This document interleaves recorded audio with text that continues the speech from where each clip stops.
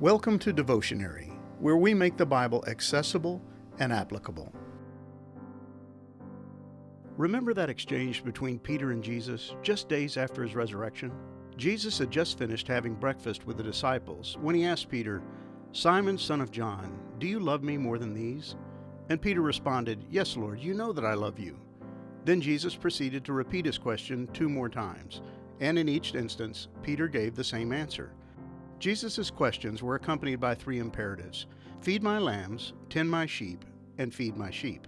And Jesus ended the conversation with the same 2 words he had used more than 3 years earlier, when he had called Peter to be his disciple: "Follow me." It's important to note that Jesus was about to leave them, but he was asking Peter to follow him, not to a destination, but in the pursuit of the Father's will.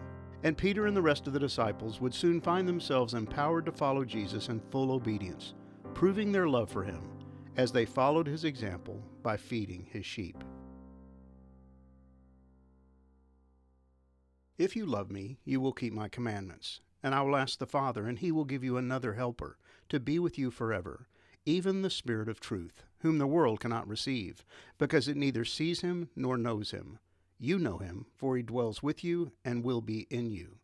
I will not leave you as orphans. I will come to you. Yet a little while, and the world will see me no more, but you will see me. Because I live, you also will live. In that day you will know that I am in the Father, and you in me, and I in you. Whoever has my commandments and keeps them, he it is who loves me. And he who loves me will be loved by my Father, and I will love him and manifest myself to him. John 14, verses 15 through 21. Jesus has been discussing some significant issues with his disciples. As the day for his crucifixion drew closer, he had begun intensifying his efforts to prepare these men for his departure. He wanted them to know what was coming. Jesus knew that his words would make no sense to his disciples because they were still living with their own concept of who he was and why he had come. To them, he was still the long-awaited Messiah who had come to set up his kingdom on earth. Any hope they had of Israel being restored to prominence and the Romans being removed from power was tied to their concept of Jesus as Messiah. But everything Jesus was saying and doing in these last days was creating confusion and concern among them. At supper, Jesus had surprised them by assuming the role of a household servant and washing their feet. And he followed this shocking display of humility with the words, "If I then, your Lord and teacher, have washed your feet, you also ought to wash one another's feet. For I have given you an example, that you also should do just as I have done to you." John 13, verses 14 through 15. His call to follow his example was accompanied by the reminder that a servant is not greater than his master, nor is a messenger greater than the one who sent him. John 13:16. If he, as their rabbi, teacher, and Messiah, had been willing to humble himself and serve them, what right did they have to see themselves as somehow exempt from such lowly service? Jesus was sharing important truths with his disciples that he fully expected them to hear and obey. "If you know these things, blessed are you if you do them." John 13, verse 17. Immediately after this exchange, Jesus had revealed that one of them would betray him. And Judas, having been exposed by the Lord, had left the upper room to follow through with his prearranged plans to turn over Jesus to the religious leaders. Jesus, knowing that his Father's divine plan was in full motion and the time for his death was drawing near, told his remaining disciples, "A new commandment I give to you, that you love one another. Just as I have loved you, you also are to love one another. By this all people will know that you are my disciples, if you have love for one another." John 13, verses 34 through 35. Jesus seems to have picked an odd time to discuss this particular topic. He had just told them that his remaining time with them would be short. He would soon be leaving them, and they would be unable to accompany him to his destination. This shocked and saddened them, and prompted Peter to ask where it was that Jesus was going. And Jesus informed him, "Where I am going, you cannot follow me now, but you will follow afterward." John 13, verse 36. Peter, always quick to speak his mind, declared that not only was he willing to follow Jesus, but he was also ready to lay down his life for him. But Jesus prophesied that Peter, rather than dying for him, would actually deny him 3 times. Do you see a pattern here? Jesus was talking about the future while the disciples were stuck in the present. They couldn't see past the moment in which they lived, and yet Jesus was thinking about the glory to come. That's why he had told them, "Now is the Son of Man glorified, and God is glorified in him. If God is glorified in him, God will also glorify him in himself, and glorify him at once." John 13, verses 31 through 32. Jesus had been sent by his Father to pay the penalty for the sins of mankind and to make it possible for the justly condemned to be released from their condemnation and restored to a right relationship with himself. But not only that, Jesus' act of sacrificial obedience was going to make it possible for unrighteous men and women to live truly righteous lives. No pretense, no pretending, no hypocritical displays of self-righteousness. What Jesus was about to do was going to be a game changer. Better yet, it was going to be a life changer for his disciples. It's essential that we understand the timing of Jesus' words. Everything recorded in this portion of John's Gospel is prior to the cross and long before the resurrection. Jesus was speaking of things to come. And while the news he was sharing sounded grim to his disciples, he encouraged them, "Let not your hearts be troubled. Believe in God, believe also in me." John 14, verse 1. Jesus knew that they were struggling with disbelief and doubt. None of what he was saying made any sense to them. But he called them to believe. He assured them that he was going to prepare a place for them and that one day he would return for them. But Thomas, speaking on behalf of the other disciples, expressed his confusion over where it was that Jesus was going. They didn't know the way, so Jesus told him, "I am the way, and the truth, and the life. No one comes to the Father except through me." John 14, verse 6. Notice what Jesus is doing here. Thomas was asking about directions to a destination, and Jesus pointed him to God.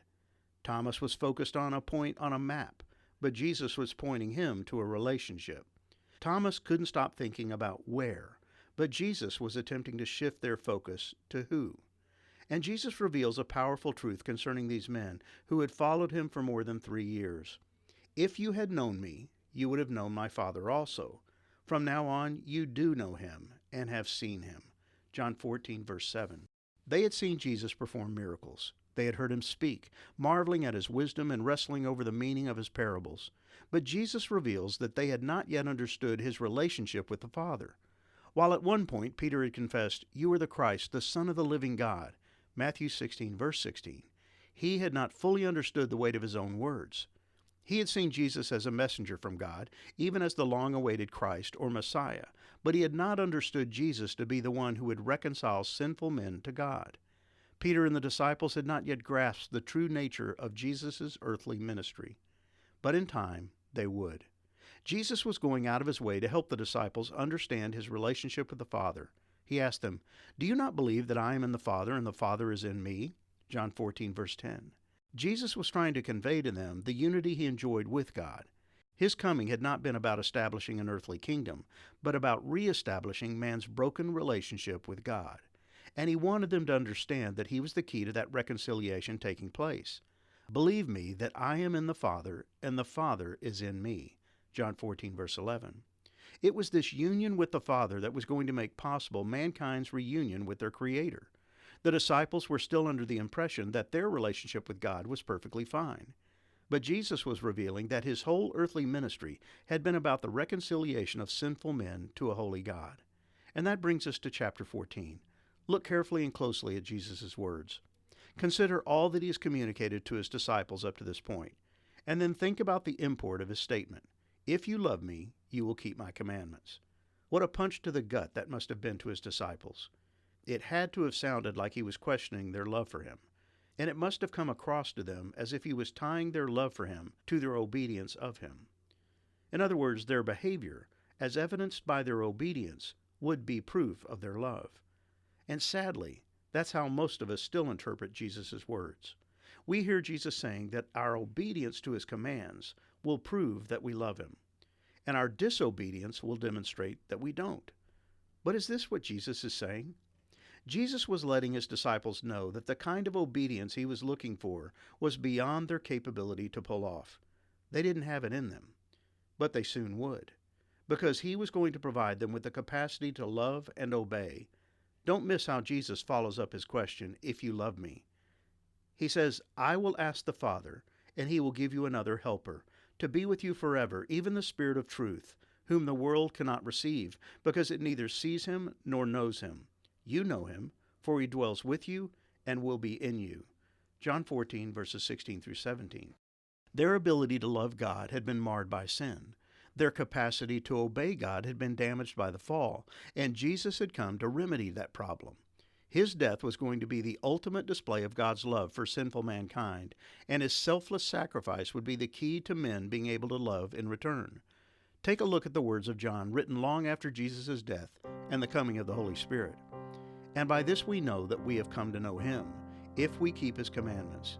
Whoever says, I know him, but does not keep his commandments is a liar, and the truth is not in him. But whoever keeps his word, in him truly the love of God is perfected. By this we may know that we are in him. Whoever says he abides in him ought to walk in the same way in which he walked. 1 John 2, verses 3 through 6. Don't miss what John says. In him, the one who keeps God's commandments, truly the love of God is perfected. It is God's love for us that allows us to obey. It is God's love, as displayed in his Son's sacrificial death, that made it possible for sinful men and women to be transformed into loving, caring children of God, who not only have the capacity to love him, but love one another, and to live in willful obedience to his commands. By this we know that we love the children of God, when we love God and obey his commandments. For this is the love of God, that we keep his commandments, and his commandments are not burdensome. 1 John 5, verses 2 through 3.